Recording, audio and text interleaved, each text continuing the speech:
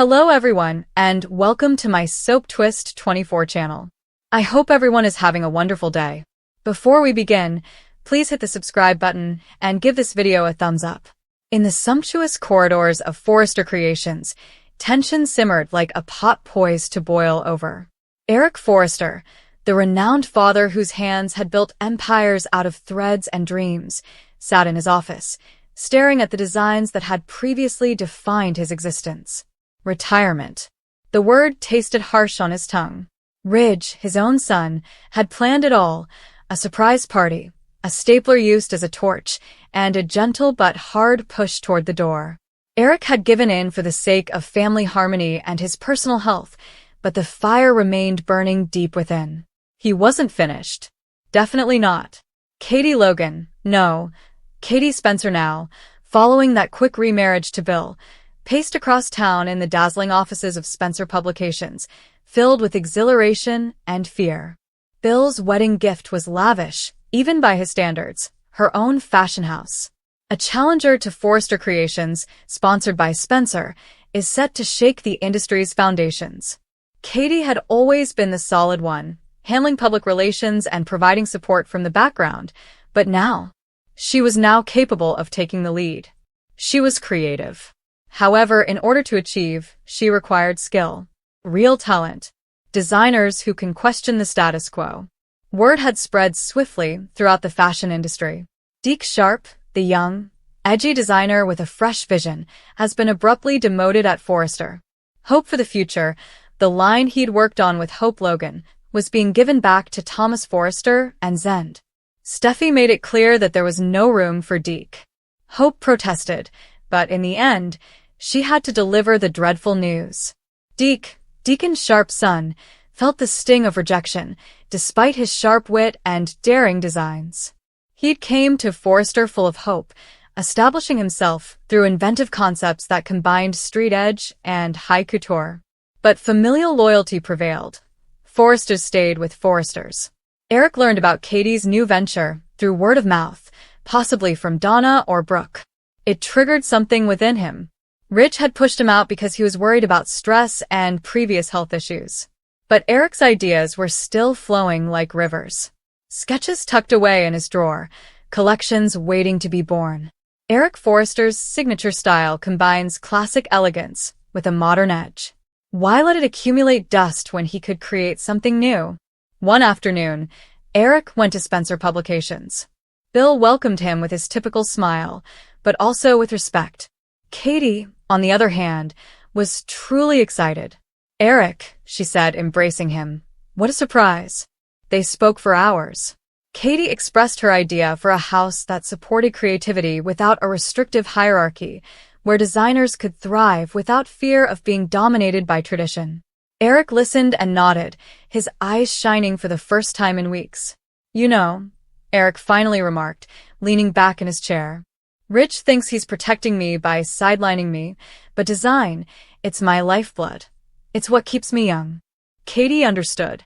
She, too, had felt neglected, her talents at Forrester frequently overshadowed by Brooke and Ridge's never-ending conflict. "Join me," she asked simply. "Be my lead designer. Bring your couture line to life here. We'll make history again." Eric did not immediately commit. He returned home to Donna, who was concerned about his health, but noticed the sparkle in his eyes. "If it makes you happy," she said softly, holding him close. That night, Eric dreamed of runways, acclaim, and demonstrating to Ridge that the Forrester heritage was not only in the hands of one man. The following day, Eric called Katie. "I'm in," he said. But there was more. He had heard of Deke's dismissal. The young man had potential, raw, unusual energy that could give Eric's classics a youthful vigor. "What about Deke Sharp?" Eric inquired. "He's got fire. Ridge doesn't see it, but I do. Let's bring him on board too. Teach Ridge a lesson he won't forget." Katie's expression changed. Deke was Hope's half-brother via Deacon, gifted but unproven in the eyes of the Forrester elite. Poaching him would make a statement. A daring one. She contacted Deke, who was recovering from his injuries at Il Giardino, and commiserated with his father, Deacon. "Forrester doesn't want me," Deke remarked sadly, drawing haphazardly on a napkin. They always choose blood over talent. Katie's offer was like a lifeline. Come work with us, she offered, with Eric Forrester as lead designer. Your edge, his elegance, we could dominate. Deke didn't say anything. Loyalty to Hope tugged at him. She believed in him when others had not. But this was an opportunity. This is a real opportunity. To shine without limitations. Forrester received word soon. Ridge stormed inside Eric's house, incredulity written across his face. Dad, you're going to Katie's house? With Deke? This is betrayal. Eric stayed steadfast, his voice unwavering. You pushed me out, Ridge. You decided I was done. Now watch me prove you wrong. Brooke tried to mediate, divided between her sister and her husband, but the schism widened. Preparations began in earnest at the new fashion house, which is tentatively titled Logan Spencer Couture in honor of both families. Eric plunged into the designs, his hands flying over fabric swatches and teaching Deke along the way. Eric approved of the young designer's ideas, which included vibrant colors, asymmetric cutting, and ecological materials. This, Eric said one evening as they worked late under studio lights, is what fashion needs. Fresh blood challenging the old guard. Deke blossomed under Eric's tutelage. No more scrapping for leftovers. Here, his ideas were cherished. He created a collection that combined urban grit with timeless glamour, creating items that exuded confidence. Eric concentrated on couture gowns, elaborate beading, and flowing silks, masterpieces that whispered tradition while roaring innovation. Hope came once, conflicted. She'd lost her line at Forrester and had to watch Thomas reclaim everything she'd established. Aunt Katie, she replied, if you're taking Deke, maybe there's room for me too? Katie grinned. The crew was increasing. Bill observed everything with enjoyment, his arm wrapped around Katie. This wasn't just a gift. It was revenge disguised as an opportunity. Ridge had always looked down on him, and now he was going to support the competition that could topple Forrester. As the first collection took shape, tensions rose. Steffi accused Katie of poaching. Ridge resented Eric's disloyalty, but Eric stood firm. This isn't about vengeance, he informed Donna. It's about proving I'm still the king of couture. But deep down, he enjoyed the opportunity to teach Ridge a valuable lesson. Underestimating family has repercussions. Deke, too, discovered meaning. No longer an outsider, he worked perfectly with Eric, their differences generating magic. Late nights led to breakthroughs, a gown with secret pockets for modernism, and a suit with surprising embroidery for edge. The fashion world was buzzing.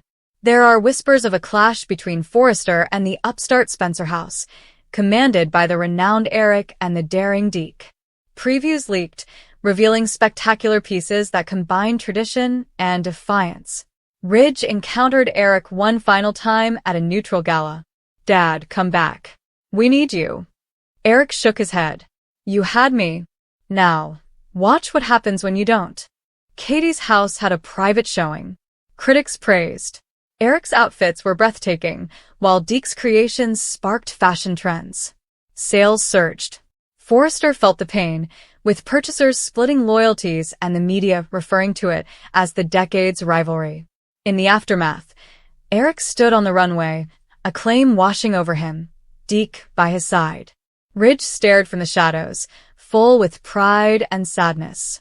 The lesson had been learned, but the conflict had only begun. Family relationships strained, romances flickered, Hope contemplating a leap, Brooke mediating fractures. But in fashion, as in life, change was the only constant. Eric had a second act, Deke made his breakthrough, and Katie built her empire. And Ridge? He discovered that sometimes, in order to keep a heritage alive, you must allow it to evolve, even if this means competing with it. Months have passed. Collections clashed throughout fashion weeks. Eric and Deke's cooperation became legendary. The mentor and protege, classic and contemporary merged. The awards piled up. Forrester adapted and developed in response, but the spark of competition re-energized the industry. Eric, feeling better than ever after the thrill, confided in Katie one day. She smiled and said, Thank you for this chance. Thank you for teaching Ridge and all of us what true passion looks like. Deke, now a household name, designed freely, his edge tamed by Eric's knowledge. There was no need for any more lessons. The point had been made. In the end, the fashion industry became wealthy. Rivals forged stronger designs, and broken bonds were repaired in unexpected ways. Eric's shift was not destructive. Rather, it was renewal. And, with Deke at his side at Katie's thriving home, the future shone like silk under the lights. Eric had previously established empires using vision, dedication, and a firm sense that fashion was more than just cloth. It was power. However, as he sat in the solitude of his study, holding the tablet with the news of Katie's new fashion firm, he felt a strange, unnerving strain coil in his chest. Pride and worry went hand in hand. Katie was part of the family, which meant she was loyal. However, family also meant blunders, particularly when ambition collided with unresolved history. Ridge was at the heart of that history. It always was. Eric recognized his son's talent, instincts, and passion. He was also aware of Ridge's flaws. Hubris veiled as confidence, entitlement disguised as destiny. Ridge had a habit of presuming that every fashion house was an extension of Forrester Creations, and hence himself. Katie's company jeopardized that viewpoint. Worse, Ridge had already begun circling it like a predator, offering guidance, asserting authority, and establishing himself as indispensable. Eric had noticed the signals before. He knew exactly how it would end if left unchecked. That is why he made the call. Deke walked into Eric's office without ceremony, his stance comfortable and his eyes sharp, as if he'd been through too many storms to be moved by thunder. He hadn't been in the fashion industry long, but he understood power dynamics better than most people in suits would. "You wanted to see me," Deke replied evenly. Eric motioned to the chair across from him. "Sit. This isn't a casual talk." Deke sat with his arms crossed. "Those are usually the interesting ones." Eric measured him for a while. Deke was rough around the edges, yet he had a grounded personality. He didn't seek approval. He refused to give in to legacy. Most significantly, he didn't feel frightened by Ridge Forrester. "I need you to teach Ridge a lesson," Eric stated bluntly. Deke's brow rose just a little. "That's a loaded sentence coming from a man like you." "I don't mean violence," Eric replied quickly. "I mean borders. Perspective. Humility, if that's still possible." Deke breathed slowly. "Why me?"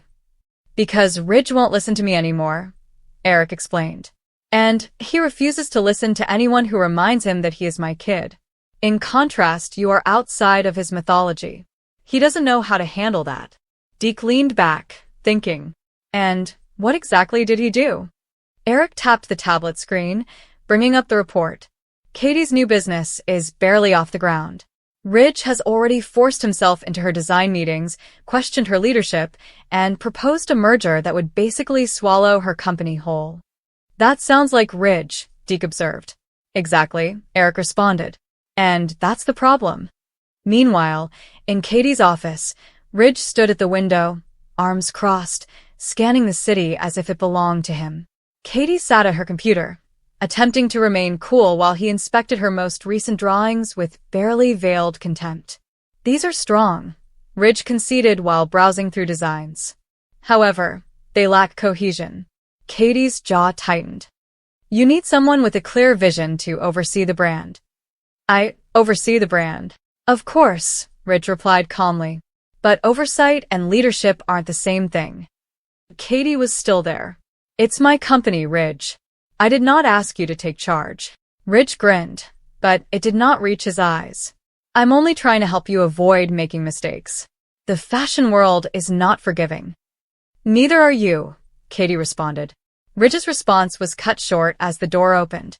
Deke strolled in unannounced, and his presence immediately changed the atmosphere in the room. "And yet," Deke remarked, "some mistakes are necessary." Ridge looked astonished. "Who are you?" "Someone who does not work for you," Deke answered. "Which appears to be uncommon in your orbit." Katie peered between them. "Deke's consulting for us," she explained cautiously. "Operations." Ridge sneered at the strategy. Consulting? On fashion? On power, Deke replied. And you're overdosing. Ridge stepped forward, snarling. Excuse me? Deke met his stare without flinching. You've heard me. You stroll into someone else's business and begin rearranging things as if you own the area. That is not leadership. Katie's heart was pounding. No one spoke to Ridge in that manner. Nobody ever had. Ridge laughed sharply and without humor. You have no idea who you're talking to. Oh, I do, Deke responded calmly. You are the guy who believes his last name is a license. The guy who confuses dominance with destiny. Ridge's smile vanished. You're out of line. So are you, Deke answered. This company is not a Forrester satellite. It doesn't exist to validate you. Katie watched Ridge struggle to react, his confidence wavering for a brief moment. It was slight, but it was present. Later that evening, Ridge rushed into Forrester Creations and demanded answers. Eric was waiting for him. You sent him, Ridge alleged. Yes, Eric answered simply. Ridge's voice increased. You brought in an outsider to disparage me in front of Katie, Eric responded. I brought in someone to remind you that you are not the center of every universe. Ridge shook his head. You needed to hear it. You're choosing them over me. No, Eric answered firmly. I'm choosing balance. Something you've lost. Their silence was thick with years of unsaid wrath and unmet expectations. Back at Katie's company, Deke and Katie stayed up late reviewing preparations. The room had a purposeful energy, rather than a romantic one. For the first time, Katie felt like her voice wasn't being drowned out. You didn't have to do that, she explained quietly. Yes, I did, Deke responded. Because if you don't defend your territory, someone else will take it. Ridge spent the night alone, rehearsing the confrontation in his head. Deke's comments resonated, stinging more than he cared to admit. For the first time in a long time, Ridge wondered if his assurance was armor or a cage. Eric, meantime, stood at his home's window, gazing out at the city lights. He didn't want to injure his son, but occasionally love necessitated upheaval. And Deke had done just what Eric had intended. He had not ruined Ridge. He had challenged him. And in the worlds of fashion and family, this was the most potent lesson of all. The next morning, tension appeared to permeate every aspect of the city. Ridge came at Forrester Creations earlier than usual, the facility still silent, and his footsteps echoed through the halls. He told himself he was there to work and refocus, but the truth remained beneath the surface. Deke's words had troubled him more than he wanted to admit, and his father's involvement had awakened scars Ridge thought were long healed. He stood in the main design studio, glancing at a collection that had once excited him. Now it felt remote, even hollow. Ridge wondered for the first time if his instincts were failing him, or if they'd always been distorted by the belief that the Forrester name would shield him from repercussions. The atmosphere at Katie's workplace was different. There was momentum in the air. Designers moved with purpose, conversations flowed easily, and no one looked over their shoulder for Ridge's permission. Katie spotted it right away. The area felt more open, collaborative, and hers. Deke stood near the whiteboard, planning timeframes and production objectives. He wasn't dominant. He asked questions, listened, and challenged ideas rather than dismissing them. It was a stark contrast to what Katie had become accustomed to. I didn't realize how much I'd been bracing myself, Katie said when they took a pause. Like I was constantly preparing to defend my choices. That's what happens when someone treats your confidence like a flaw, Deke replied. You start apologizing for your own authority. Katie nodded slowly. Ridge doesn't even realize he does it. People like him rarely do, Deke informed me. Power feels natural when you've never had to earn it. News of the clash circulated swiftly, as it always did in their culture. By midday, rumors had spread throughout Forrester Creations, and Eric could feel them before anybody said anything. He arranged a meeting which included Ridge, Brooke, and a few senior executives. The talk was supposed to be about impending launches, but the underlying dispute took over the room. Brooke finally broke the silence. This isn't just about Katie's business, is it? The Ridge strengthened. What is that supposed to mean? It implies you're acting as if this is a betrayal, Brooke remarked gently. when it's actually about control. Ridge stood abruptly. Everyone's suddenly an expert on me. No, Eric replied, slowly rising. We're experts on the devastation that unrestrained ego can cause. I've seen it split this family before. I won't let that happen again. Ridge stared at his father, not as a rival, but as a man tired of repeating the same cycle. The realization disturbed him. That evening, Ridge made a decision that astonished him. He visited Katie's workplace alone. Katie was looking through fabric swatches when he came. She looked up, cautious yet composed. If you're here to take over another meeting, I'm not, Ridge interjected. He paused and then sighed. I'm here to apologize. The phrase sounded strange on his tongue. Katie blinked. For what, exactly? For presuming I knew better, he admitted gently. For considering your business as an extension of mine. For not respecting you.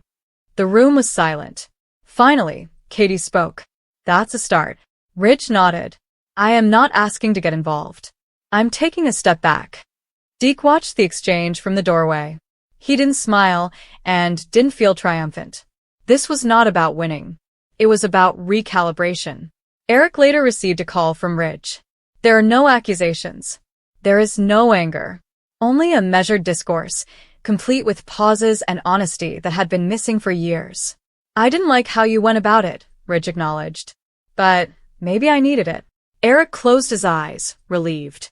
I did not do this to punish you, son. I did it to keep you from becoming someone you don't recognize. As night fell, Katie stood alone in her office, gazing out at the city. Her company was still young and vulnerable, but it was hers, earned, defended, and admired. For the first time, she felt truly sure about her future. Deke gathered his belongings, preparing to leave. You did this, he informed her. Katie smiled. I just held up a mirror. Sometimes that's the hardest part. Ridge looked across the city at his mirror, seeing a man at a crossroads rather than just a forester. For once, he did not look away.